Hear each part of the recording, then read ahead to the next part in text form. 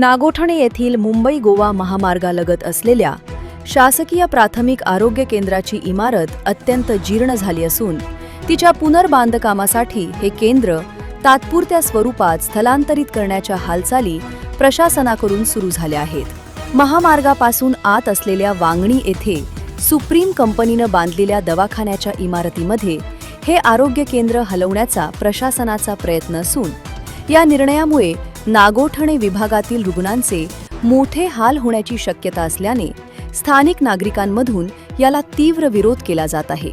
याबाबत नागोठणे ग्रामपंचायतीने प्रशासनाला अधिकृत पत्र देऊन आरोग्य केंद्र वांगणी येथे न नेता नागोठणे शहरातच सुरू ठेवण्याची आग्रही मागणी केली आहे। मुंबई गोवा महामार्गावर नागोठणे हे मध्यवर्ती आणि अपघाताच्या दृष्टीने अत्यंत संवेदनशील ठिकाण आहे।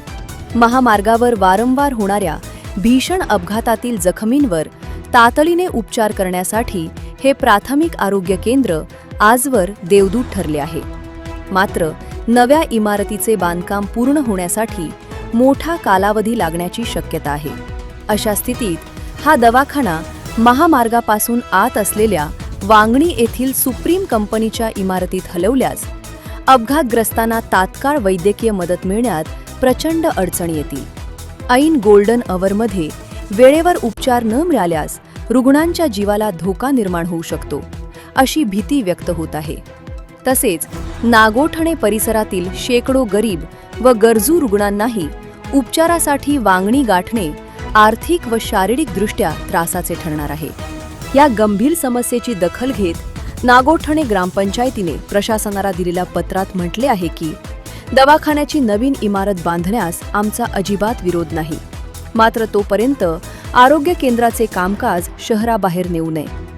नागोठणे शहरातच एखाद्या पर्यायी जागेत किंवा इमारतीत हे केंद्र सुरू ठेवावे, जेणेकरून स्थानिक नागरिक आणि अपघातग्रस्तांची गैरसोय होणार नाही। प्रशासनाने या लोकभावनेचा आदर न करता सक्तीने दवाखाना वांगणी येथे हलवण्याचा प्रयत्न केल्यास नागरिकांच्या वतीने तीव्र आंदोलन छेडण्याचा इशाराही आता स्थानिक रहिवाशांकडून दिला जात आहे। जनोदयकरिता महेंद्र म्हात्रे, नागोठणे।